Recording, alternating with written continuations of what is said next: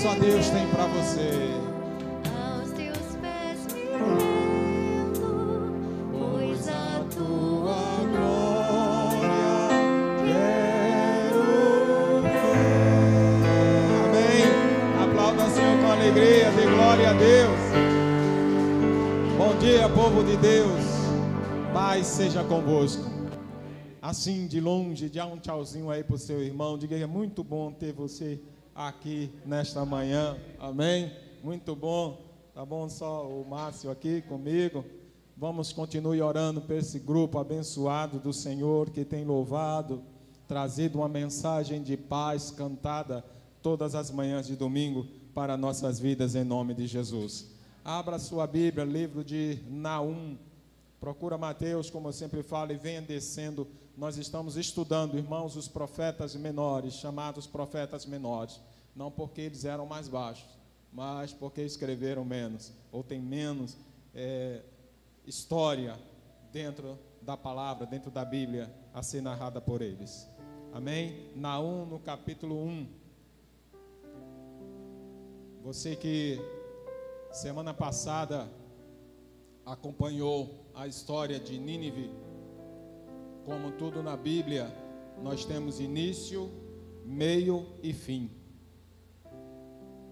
E eu quero dizer uma coisa para você. Deus perdoou o pecado de Nínive. Nós lemos aqui. Não foi assim? Jonas ficou olhando para ver o que aconteceria com Nínive. Deus perdoou aquele povo. E hoje nós vamos ler algo interessante. A cidade de Nínive foi destruída.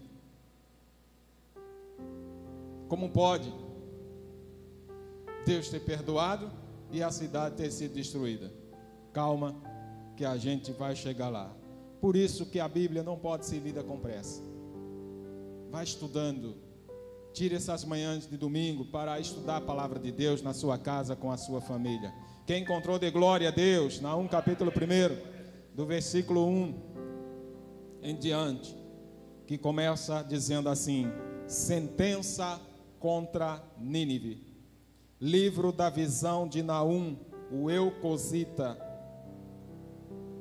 O Senhor é Deus zeloso e vingador. O Senhor é vingador e cheio de ira. O Senhor toma vingança contra os seus adversários e reserva indignação para os seus inimigos. Diga comigo, misericórdia. O Senhor é tardio em irar-se, mas grande em poder e jamais inocenta o culpado. O Senhor tem o seu caminho na tormenta e na tempestade, e as nuvens são o pó dos seus pés. Isso é o tamanho do teu Deus. Ele quem? O Senhor repreende o mar e o faz secar. Mingua todos os rios. Desfalecem Baçã e o Carmelo, e a flor do Líbano se murcha. Os montes tremem perante ele, e os outeiros se derretem, e a terra se levanta diante dele, sim, o mundo e todos os que nele habitam. Quem pode suportar a sua indignação? E quem subsistirá diante do furor da sua ira? A sua cólera se derrama como fogo, e as rochas são por eles demolidas. O Senhor é bom. Fala comigo. O Senhor é bom. É fortaleza no dia da angústia, e conhece os que neles se refugiam. Vamos repetir.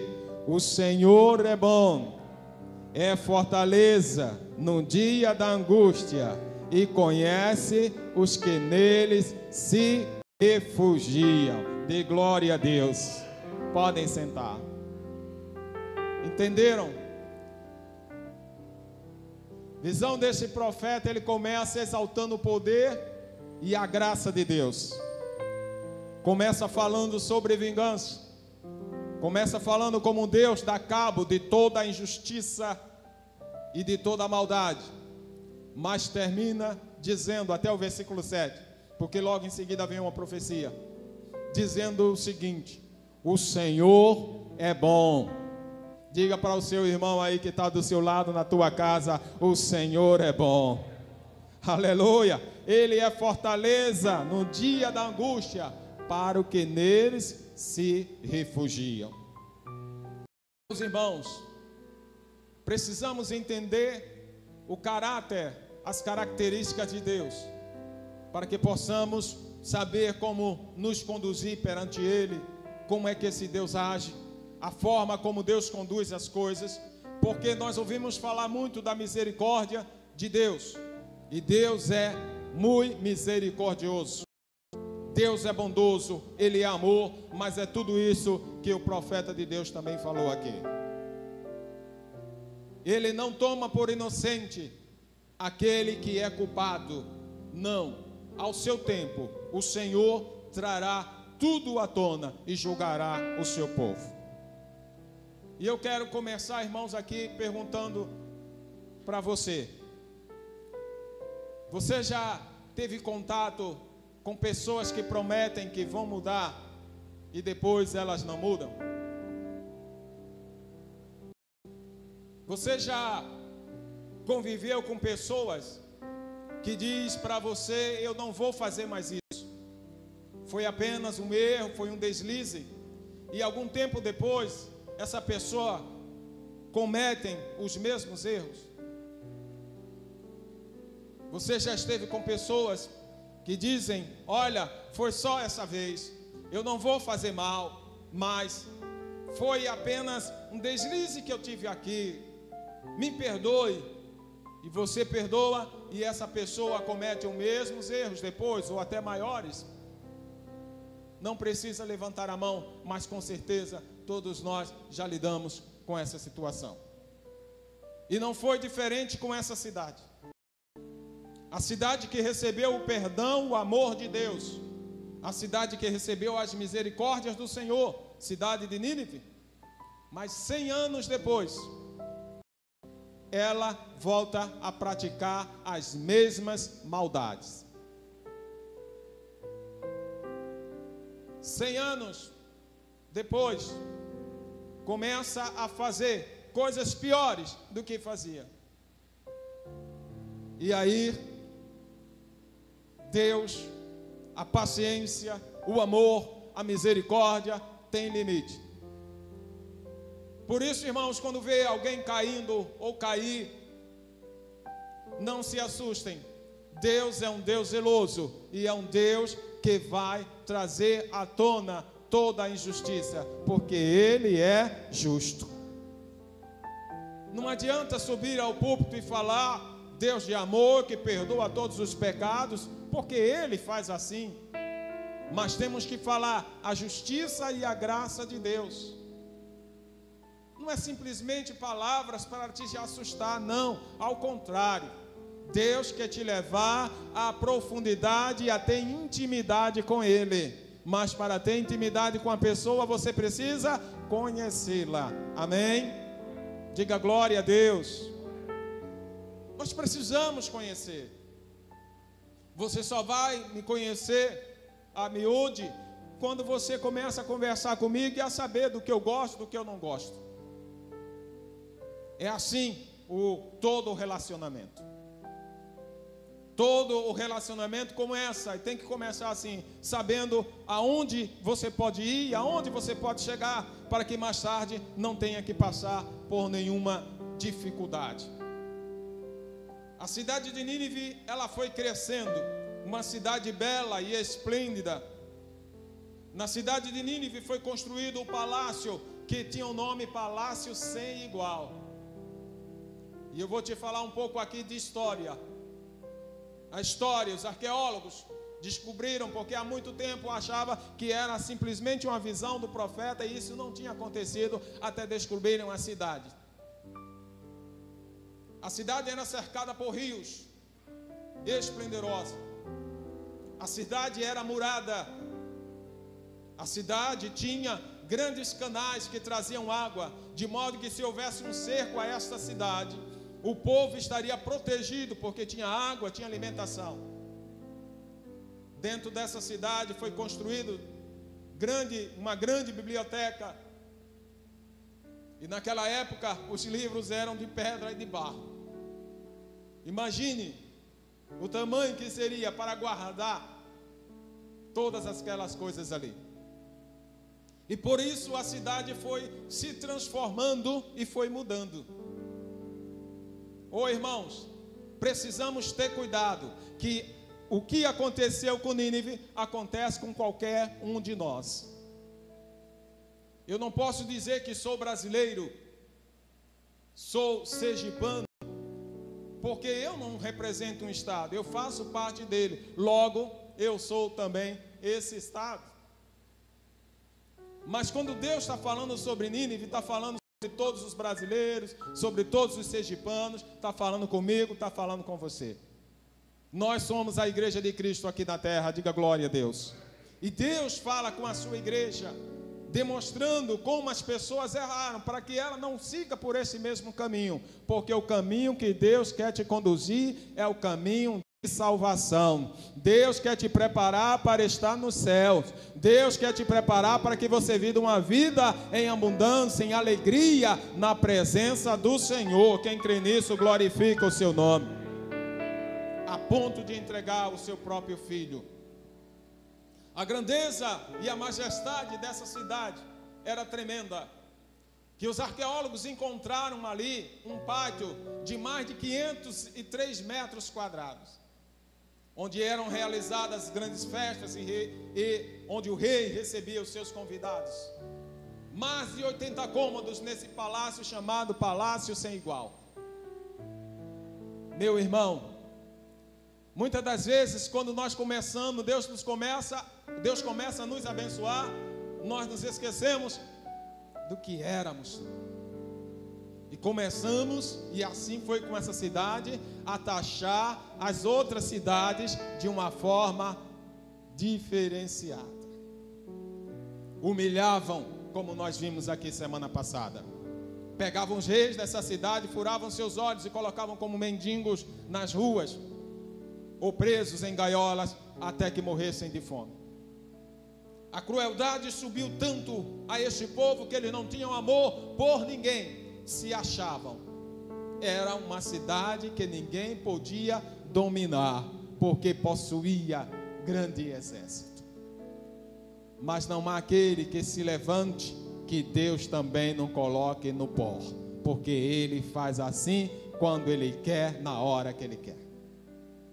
As características de Nínive eram essas: era uma cidade rica, próspera, e tinha um grande exército. Era uma cidade que possuía um vasto conhecimento, pois lá um rei chamado Anusip, o nome é complicado. Tinha o rei Senaqueribe e esse outro rei, Assu, vou chamar assim, Assurbanipal era o nome dele. Mas esse rei construiu uma grande biblioteca, onde o conhecimento era passado ali de geração para geração. Estava uma cidade crescendo, grande, forte e próspera. Possuía, apesar de tudo isso, traços ainda primitivos, traços de crueldade. E a gente começa a imaginar, tem pessoa que estuda tanto, mas ainda dentro dele, sabe, ele preserva aquele caráter primitivo, de pessoas não aculturadas. Tem pessoas que ganham tanto dinheiro, mas ainda a sua vida é uma vida miserável. Isso falando da sua mente. São pessoas que não se converteram. Ele se convenceu, mas não se converteu. Então, antes que alguém venha fazer uma defesa de Nínive, é isso que eu estou te dizendo, como era esta cidade. E não é simplesmente a Bíblia que fala sobre ela, a história fala sobre essa cidade. Mas as promessas de Deus, a palavra de Deus, ela é fiel e verdadeira e vai se cumprir. Diga glória a Deus. 2 grandes reis se levantou nessa cidade. Foram que deram forma, construíram. Senaqueribe, aquele que você vai ver na palavra de Deus, que devastou 10 tribos de Israel. O reino do norte caiu sobre o domínio da cidade do povo assírio. E depois esse Assurbaníbal, que construiu uma grande biblioteca. A estátua dele, ele está segurando um livro e apertando um leão sobre os seus braços. Símbolo de sabedoria e de poder. Mas essas estátuas não estão mais na antiga Nínive, que foi consumida e enterrada. Estão espalhadas, cumprimento também da palavra de Deus. Até os dias de hoje. Estão no Louvre, em Paris, estão na Inglaterra, parte dessa grande cultura que foi perdida com o tempo, para que nós possamos entender que Deus exalta, mas também abate, porque Ele é Deus. E para que a gente possa, irmão, entrar dentro desse conhecimento, para que possamos ser pessoas melhores, e entendam, não falo isso no sentido de querer, sabe, denigrir alguém, não, é aprendendo com a palavra de Deus. É aprendendo com a palavra de Deus que nós vamos nos tornando pessoas melhores. E é isso que Deus quer. Foi isso que o apóstolo Paulo escreveu. Até que chegamos, né, à estatura de varões perfeitos, aperfeiçoados, trabalhados. Tenhamos todo o entendimento na palavra de Deus, não tendo do que se envergonhar, mas que manejamos bem a palavra de salvação e paz, que é a Bíblia, a palavra do Senhor. É isso, e é nesse sentido que nós estudamos as Escrituras. Mas eu preciso te falar uma coisa, saiba disso, Deus cumpre a sua palavra. Fala comigo, Deus vai cumprir sempre a sua palavra. Aprenda mais uma coisa, Deus sempre dá uma nova oportunidade. É assim que Ele faz. Fala comigo, Deus sempre dará uma nova oportunidade. Porém, Ele espera que você mude de atitude. Deus deu uma nova oportunidade para eles. Jonas vai lá, prega. Depois de Jonas, Deus levanta um outro profeta, Naum, que prega durante 23 anos para essa cidade. Mas eles, fala comigo, mas eles permaneceram rebeldes. E eu te pergunto, o que você faria sendo Deus? Por isso que não começa sentença de Deus. Veja no versículo 2, o Senhor é Deus zeloso e vai se vingar. Deus determinou agora não a misericórdia, mas o juízo. Se nós lermos a palavra de Deus, vamos ler a respeito de um homem, onde o apóstolo Paulo estava preso. Um homem chamado Onésimo. Lá na carta ao Filemon, você vai encontrar lá no Novo Testamento. É uma pequena linha, só tem um capítulo. Mas deixa eu te contar a história desse homem, carta ao Filemon. Paulo ganhou na prisão, pregou a ele o evangelho, a salvação, e esse homem se converteu.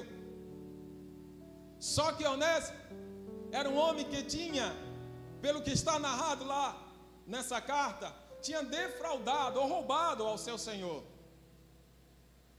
Curiosamente, Paulo também conhecia o senhor daquele homem escravo. E o que é que o apóstolo Paulo faz? Eu vou escrever uma carta aqui, Onésimo. Eu creio e eu vejo que agora você mudou. Então eu vou pedir para Filemon que te dê uma nova oportunidade. E Deus sempre quer nos dar uma nova oportunidade. Diga glória a Deus, louve ao nome do Senhor. Eu vou escrever aqui ao meu amigo e pedir que te aceite novamente, porque eu vi que em você há mudança. Deus espera que eu mude. Deus espera que eu tenha um comportamento diferente dos demais. Porque você não é cidadão deste mundo, você é cidadão dos céus. Porque a tua, aleluia, casa já está preparada junto ao Senhor lá nos céus. Então o apóstolo Paulo escreve, diz: olha, Filemon, eu não vou te escrever como com quem, aquele que tem autoridade sobre você, porque eu sei que eu tenho essa autoridade, como teu pastor. Mas eu vou te pedir como um amigo. Guarde essa mensagem, essa carta e leia depois em sua casa. É um pedido de um amigo para outro, mas não é um pedido simples.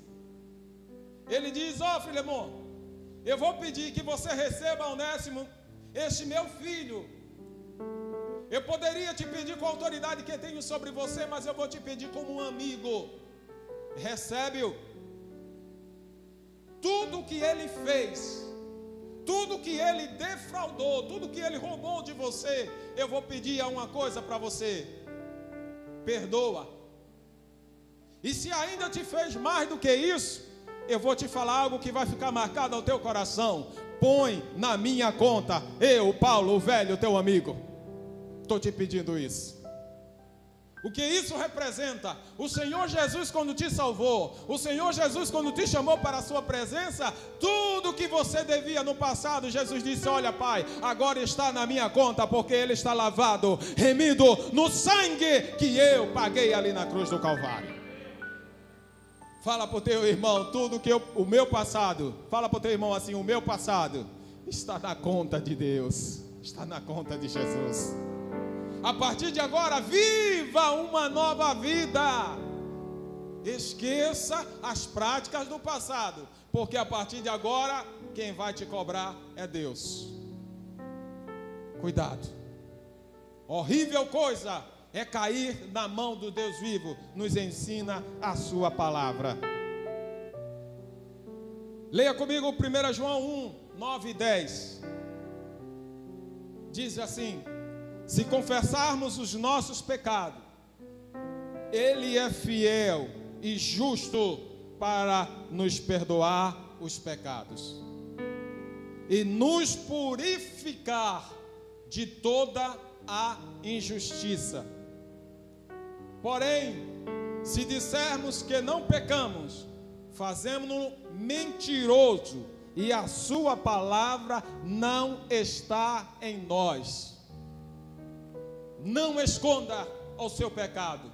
Ao contrário, confesse diante de Deus, que tem poder para te perdoar. Confesse diante do Deus que tem o poder para restaurar a sua vida. Confesse-o diante do Deus que te perdoa e diz para você: põe na minha conta. Aleluia, aleluia. Deus quer mudança em nossas vidas, na minha vida, na vida do seu povo.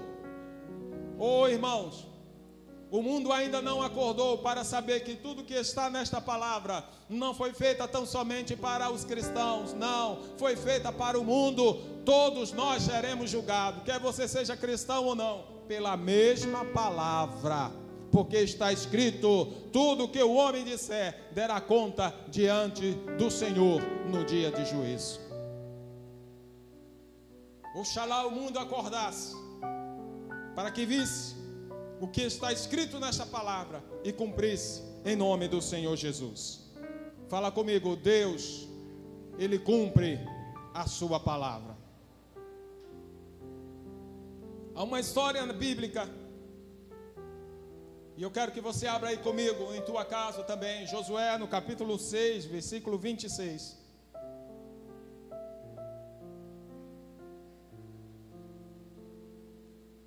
Quando Josué capítulo 6, versículo 26. na grande batalha de Jericó,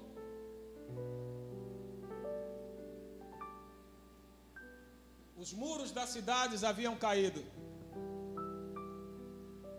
Foi retirado daquela cidade uma mulher que amparou os espias. E após o termo daquele cerco, que durou 7 dias, o povo levantou a sua buzina, começou a tocar e a dizer pelo Senhor, e as muralhas de Jericó caíram, foram derrubadas. Quando terminou aquela batalha, Josué lançou uma palavra profética sobre aquela cidade. É conhecido esse termo na Bíblia como a maldição lançada pelo homem de Deus chamado Josué. Leia, por favor, o que está escrito ali. Aí. Naquele tempo Josué fez o povo jurar e dizer: maldito diante do Senhor, o maldito é o homem diante do Senhor que levantar e tornar a reedificar esta cidade de Jericó. Sobre o seu primogênito afundará, e sobre o seu filho mais novo porá as portas. A gente lê esse versículo e não imagina. Isso foi se cumprir, sabe quantos anos, irmãos? 500 anos depois. Vai lá comigo, 1 Reis, capítulo 16, versículo 34. Mostrando que pode passar céus e terra, mas as minhas palavras não hão de passar, disse Jesus Cristo. Passarão os céus e a terra, mas as palavras do Senhor não passarão. 1 Reis, no capítulo 16, versículo 34, diz assim: em seus dias, Iel, o betelita, edificou a quem? Leia comigo. Jericó. Em Abirão, o seu primogênito afundou, e em Secube, seu filho menor, pôs as suas portas, conforme a palavra do Senhor, que falara pelo ministério de Josué, filho de Num. O que é que está dizendo? Quando Iel começou a restaurar a cidade, o seu filho mais velho morreu. Quando esse grande arquiteto terminou de colocar os portões, seu filho mais novo morreu. Maldição lançada. Palavra profética foi dita por Josué, mas isso comprova que Deus vela pela sua palavra para cumprir. Quer seja cedo aos nossos olhos ou tarde, Deus vai cumprir a sua palavra. Ela é fiel e verdadeira e digna de toda aceitação. Vai cumprir, irmãos. Infelizmente, desta forma, historiadores falam, 500 anos depois, estas palavras se cumpriram, para que saibam que existe um Deus nos céus, aleluia, e existe um Deus na terra, e existe um Deus que está aqui ao teu lado nesta manhã, te dizendo: permaneça firme, não desvie, porque essa palavra vai se cumprir, quer pregadores gostem ou não, é a palavra de Deus. Quer pregadores de rosas gostem ou não, é a palavra de Deus, Ele vai cumprir. Diga comigo, glória a Deus. Deus não é Deus para que minta, nem filho do homem para que se arrependa. Porventura diria ele e não faria, ou falaria e não confirmaria. Lá em Números, no capítulo 23, versículo 19, está escrito assim: o teu Deus, a quem você serve, não é homem para que minta. Não vai mentir o Senhor. Se Ele prometeu, Ele cumpre. Se Ele falou, Ele vai cumprir. Porque Ele é Deus. Guardem esses versículos em nome de Jesus. Guardem esse versículo, tem uma mudança de atitude a partir de hoje. Nesta manhã, diga: Senhor, mesmo que você não tenha forças para mudar, diga: Senhor, me ajude, eu preciso do Senhor. O Espírito Santo, irmãos, Jesus Cristo, quando ascendeu ao céu, Ele deixou o Espírito Santo para cuidar de você.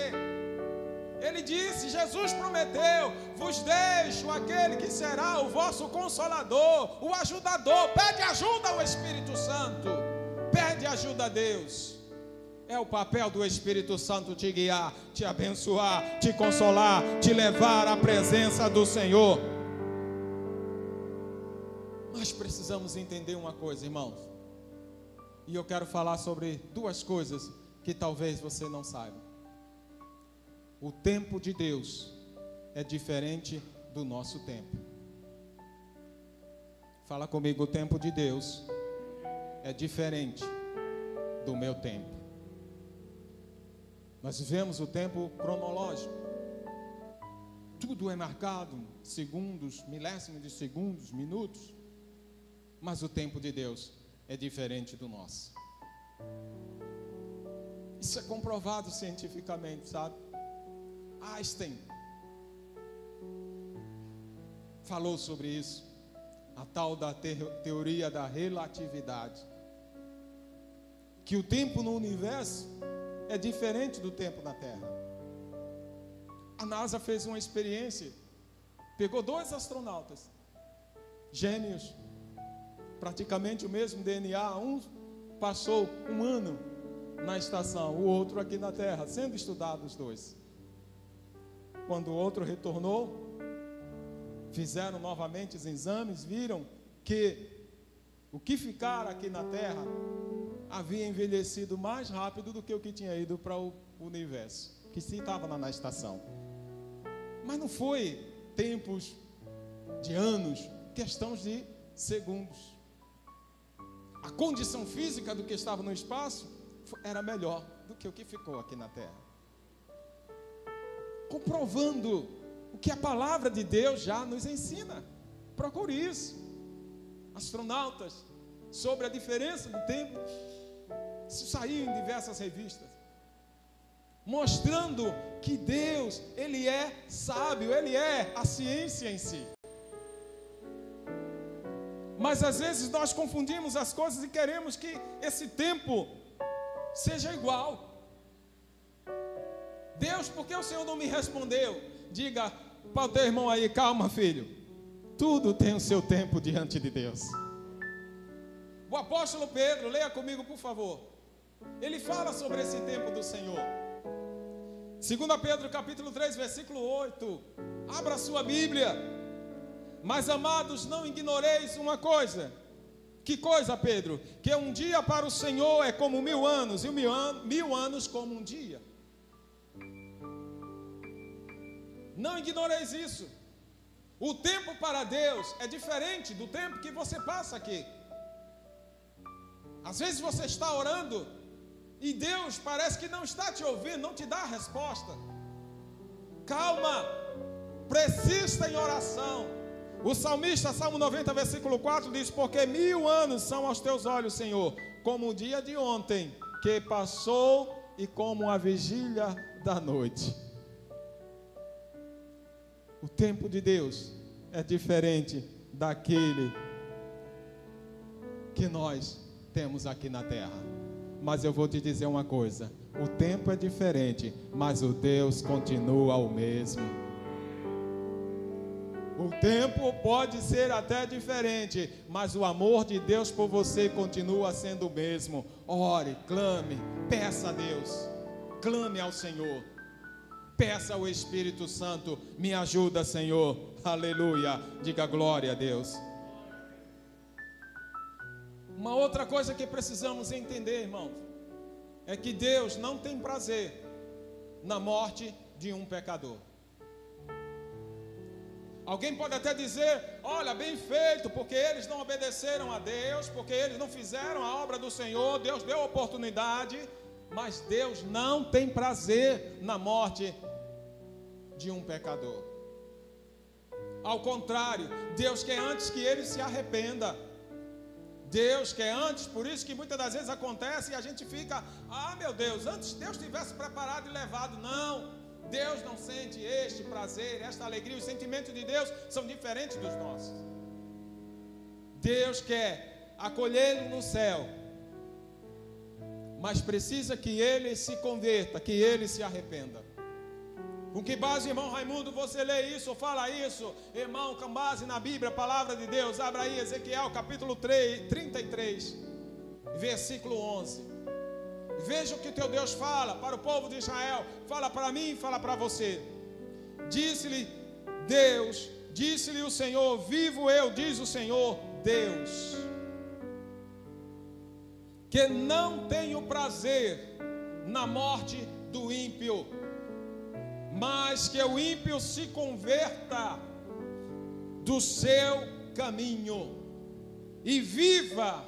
Convertei-vos, diz o Senhor, convertei-vos dos vossos maus caminhos, pois que razão morrereis, ó casa de Israel. 2 vezes o Senhor fala, convertei-vos, convertei-vos, ou seja, mude de atitude. Por que vocês vão morrer sem salvação? Por que razão vocês morreriam sem salvação? Se no céu há morada para você, se no céu eu tenho preparado lugar para você, para a sua casa, para a sua família, mas se converta verdadeiramente, ou seja, se arrependam, se arrependam, se arrependam, se arrependam, para que um dia possa estar na glória com o Senhor. Se arrependam, dê glória a Deus, glorifique ao Senhor, diga aleluia.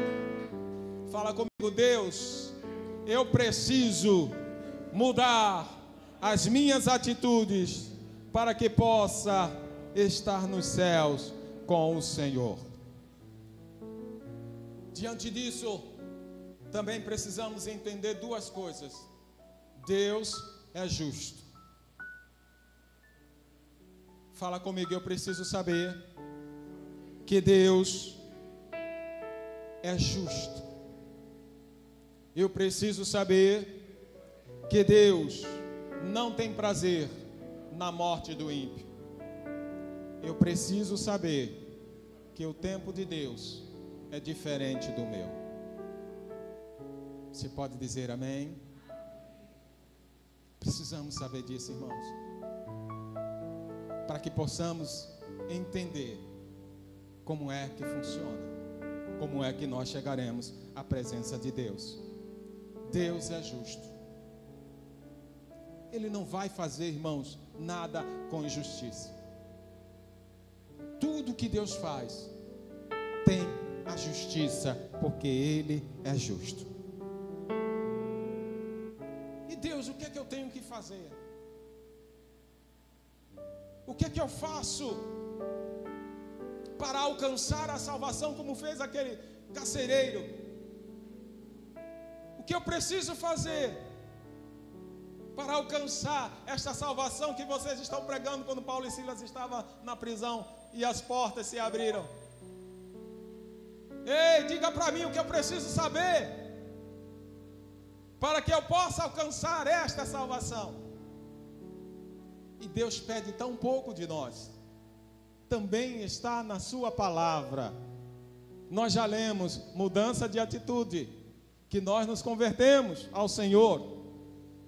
Leia comigo Miqueias, capítulo 6, no versículo 8.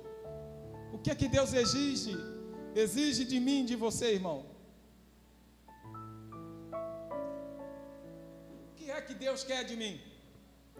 Tem muita gente que não sabe, fica se perguntando, mas o que Deus quer de mim? Leia comigo aí, Miqueias, capítulo 6, versículo 8. Diz assim: Ele te declarou, ó homem e mulher também, o que é bom. E o que é que o teu Deus pede de ti? Senão que pratiques a justiça.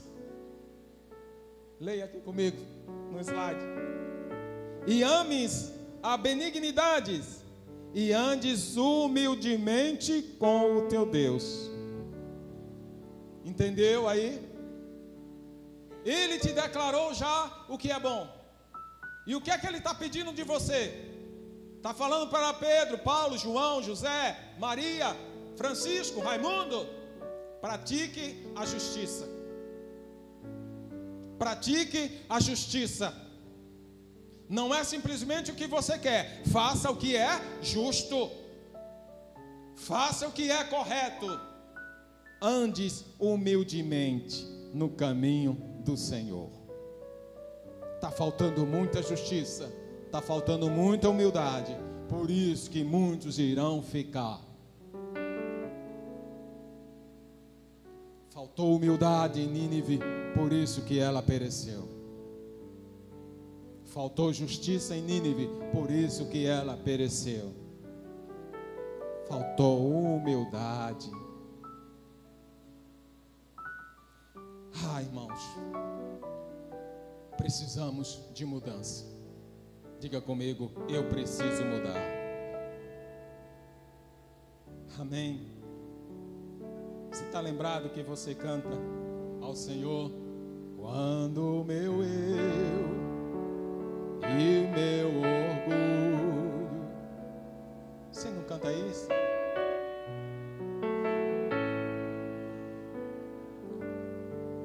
Como as águas, então subirei, como curar. Eu abro mão de tudo.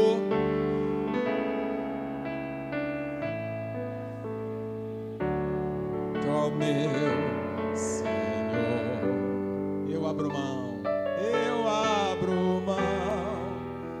de tudo que sou.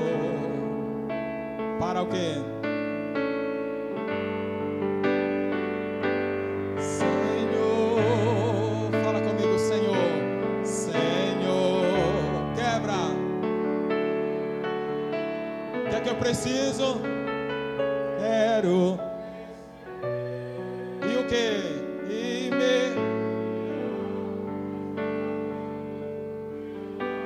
Só o amor de Deus. Eu quero. Como?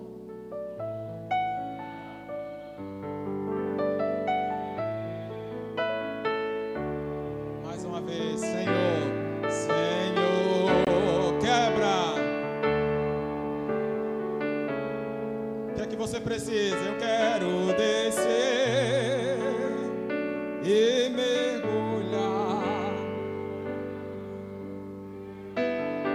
Me purifica, me purifica. Eu quero como na mão.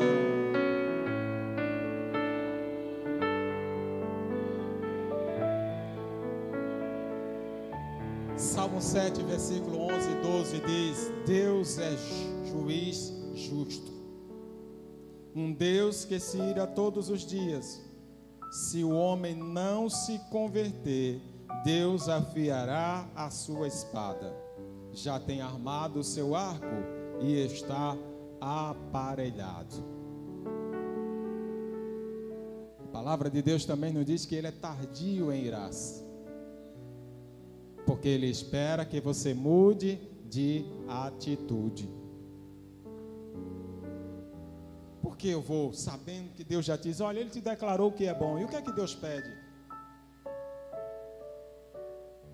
Seja humilde, ande nos meus caminhos, pratique a justiça. Por que, meu irmão, eu vou fazer diferente? E você acha que é fácil? Não é. Sabe por quê? Por causa das 3 características da cidade de Nínive: poder, riqueza, conhecimento. Poder, riqueza, conhecimento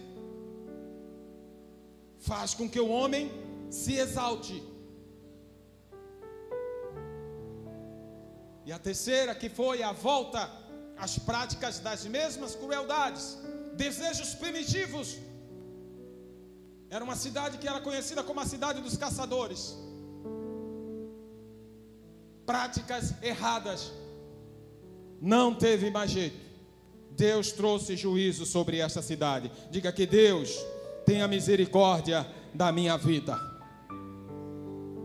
Como aconteceu com Nínive, pode acontecer comigo, com você, se nós não dermos ouvidos à palavra de Deus.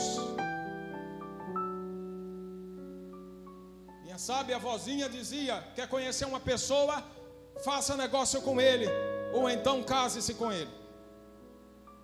Aí você vai conhecer. E agora eu vejo que é verdade. Veja nos negócios, nos relacionamentos com ele, como é que ele é, se ele se comporta, ou se é essa pessoa que você diz: olha, eu vou colocar, eu boto por ele, bota a mão no fogo. Vai. Case-se para ver. Orgulhos, rebeldias, desejos primitivos que Deus abomina. Mas fala comigo, Deus quer que eu me converta e que mude. Como foi? Como era Nínive, eu já te falei. Mas como é que Nínive se acabou ou foi destruída? Falei do palácio ser igual, falei dos grandes rios e piscinas. Nínive foi levada ao pó, coberta pela areia do deserto. Milhares de anos depois que descobriu aquela cidade, com base no que a Bíblia relatava aqui. Como é que Nínive é destruída? Ela era cercada por grandes muros de mais de 30 metros. Os tijolos daquela cidade, já usando uma tecnologia, era feito de barro, de calcário. A cidade era grande e protegida. Passavam 3 carruagens por cima desses muros. Mas você lembre do seguinte, leia aí comigo Naum, capítulo 1, versículo 8. Como é que Nínive, então, que Deus usou para destruir essa cidade? Houve uma inundação. E os tijolos de calcário e barro derreteram. Os muros caíram.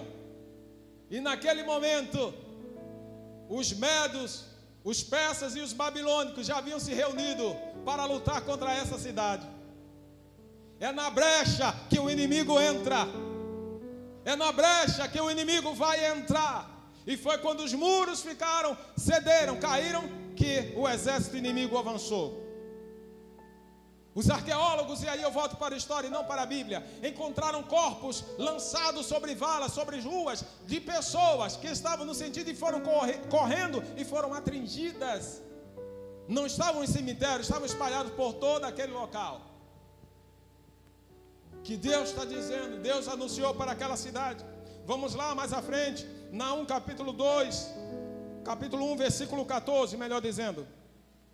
A profecia de Naum foi: contra ti, porém, o Senhor deu ordem que não haja mais linhagem no teu nome. Na casa dos teus deuses exterminarei as imagens de escultura e de fundição, e ali farei o seu sepulcro, porque és vil. Sabe quando a gente vê aqueles filmes antigos e vê aquelas imagens feitas de argila, calcário? Povo assírio é responsável culturalmente pela maioria desses achados arqueológicos de parte da história.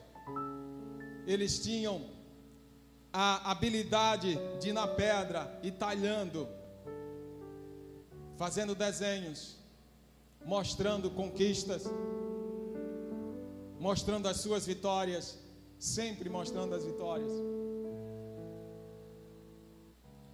Vamos lá, Naum capítulo 2, versículo 11, cronologia de como aconteceu a destruição dessa cidade. Naum 2:11 diz assim: onde está o covil dos leões, as pastagens do leãozinho, onde passeava o leão velho e o filhote do leão, sem haver ninguém que os espantasse. Os reis dessa cidade eram conhecidos por caçarem leões. Flechavam aqueles animais nas partes onde acabavam com a sua mobilidade, na coluna, na sua coxa.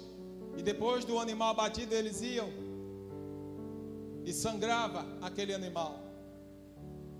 era a diversão daquele povo, além das outras crueldades que nós já sabemos que faziam com aquela cidade que eles conquistavam. Por isso a palavra de Deus pergunta aí, o profeta lança: onde é que está os leãozinhos, os leões velhos, que ninguém o importunava, falando do rei? Pensavam que estavam protegidos, mas o seu fim foi a devastidão total. Vamos mais à frente, Naum, capítulo 2, versículo 11, melhor dizendo, Naum 3, 18, eu já li o 2:11. Os teus pastores dormirão, ó rei da Síria, e os teus ilustres repousarão, e o teu povo se espalhará pelos montes, sem que haja quem o ajunte. Vocês estão vendo aí parte dessa cidade que já tinha sido restaurada. Mas sabe o que aconteceu? O Estado Islâmico, no ano 2015, quando invadiu toda aquela região novamente, eles acabaram destruindo o que havia sido restaurado. Ou seja, a maldição sobre aquela cidade continua até os dias de hoje. Fique de pé no teu lugar. Mas o que Deus quer para mim é mudança de atitude. Deus não quer te destruir. Deus não quer que você seja um derrotado, uma derrotada. Não, o Senhor quer que você seja uma nova criatura. Mas deixa eu te falar uma coisa. Você tem que ter mudança de atitude. Você tem que mudar. Você tem que mudar. Para que Deus possa trazer as suas misericórdias sobre a sua vida. Veja aí, irmãos, Timóteo capítulo 1, versículo 1 e 2, o que diz para nós. Estamos encerrando.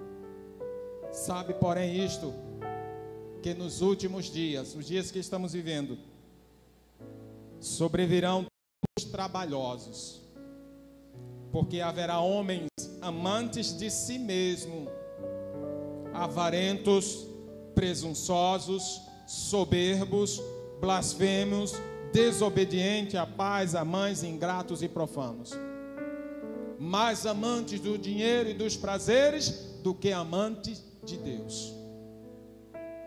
São os tempos que estamos vivendo hoje. Mas Deus não quer que você seja assim. Deus não quer que você seja assim. Provérbios no capítulo 16, versículo 18. A soberba procede sempre à ruína. Pode ver que todo aquele que se levanta, nariz em pé, cai, porque não reconhece que o poder e a glória vem do Senhor e não do homem. É bíblico, irmão, vai se cumprir. 500 anos, 100 anos depois, vai se cumprir, é a palavra de Deus. Por isso, irmão, para que não possamos cair nisso, precisamos fazer igual esse hino que nós cantamos.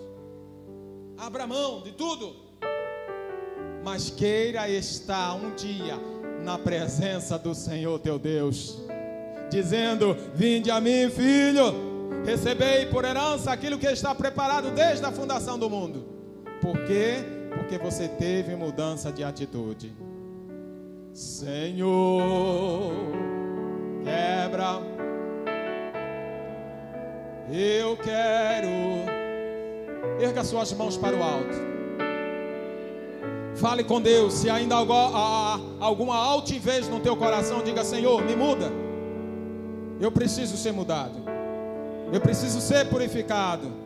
Eu preciso, Senhor Deus, sair dessa situação em que vivo e ser uma nova criatura, assim como foi Naamã. Mais uma vez, Senhor, quebra o meu orgulho. Eu quero descer e mergulhar nas águas do seu amor. Me purifica. Eu quero ser limpo como Naamã. No teu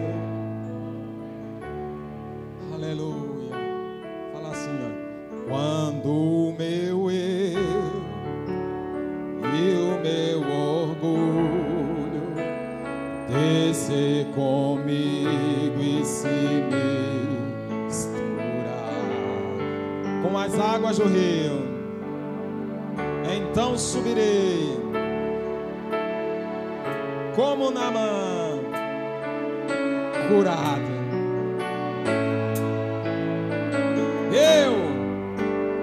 Eu abro mão de tudo que sou. Aleluia.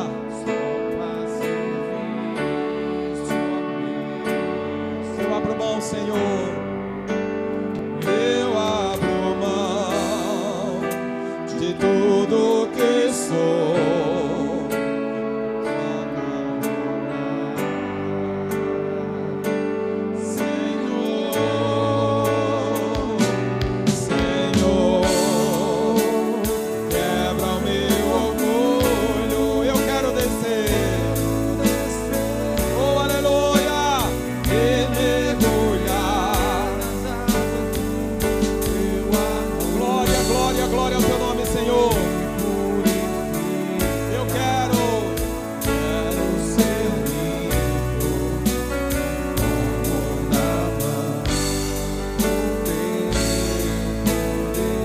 Isso aqui, o Senhor diz: Jesus, se os teus olhos pecarem, lança-o fora. Melhor entrar cegos no reino de Deus do que perecer nesse mundo. Se tua mão pecar, lança fora. Melhor entrar coxo no reino de Deus do que permanecer só nesse mundo. O que Deus está dizendo com isso? Mude de atitude, tire isso. Se desejos primitivos, se coisas que querem te afastar do Senhor vêm sobre a sua vida, lance fora. O que Deus tem preparado para nós, irmãos, é infinitamente maior do que possamos ter aqui nessa terra. Deus quer o melhor para a sua vida. Amém? Você que vai abençoar a casa do Senhor, diga assim comigo: Senhor Jesus, nesta manhã eu oro ao Senhor, peço a tua ajuda, abençoa a todos os teus filhos que irão abençoar a tua casa, que haja abundância dos céus sobre a tua vida, que as misericórdias e a graça do Senhor sempre possa alcançar cada um do meu irmão, em nome de Jesus, amém. Ao trazer seu dízimo e oferta, não esqueça de dizer graças a Deus. Deus te abençoe em nome de Jesus. A você, amado, que está nos ouvindo por meio das mídias sociais, que Deus possa te dar uma manhã abençoada, que a unção, a graça do Senhor esteja sobre a sua vida, que o poder e a manifestação do Espírito Santo possa te alcançar sempre. Compartilhe este culto, compartilhe esta palavra, para que outras pessoas também possam ser alcançadas em nome de Jesus. Sim. Aleluia.